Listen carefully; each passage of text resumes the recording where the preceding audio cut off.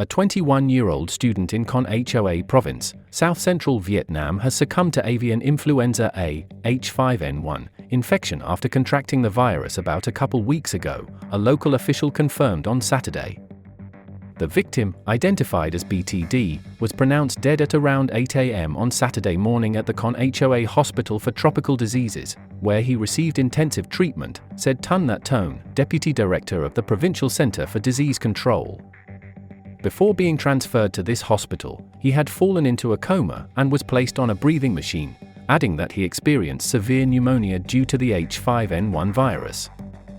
Local health authorities are still working to identify the transmission source of his infection, Ton said. The deceased patient was studying at Nha Trang University and staying in the school's dormitory in the namesake city. He developed symptoms such as a fever and mild coughs after returning home in Ninh Hoa town on March 11. He took over-the-counter medications and sought medical attention in his hometown, but the symptoms did not abate. His family rushed him to the Con Hoa General Hospital for intensive treatment as his health worsened on March 17.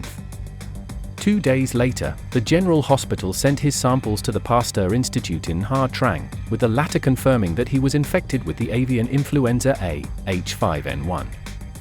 Since his health continued deteriorating, he was transferred to the Con Hoa Hospital for Tropical Diseases for quarantine and treatment.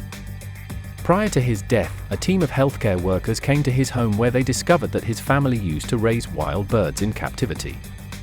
The team was unable to collect samples of the wild birds as the animals had been released into the wild before the student fell ill, Ton elaborated, adding wild birds could be a transmission source of the avian influenza.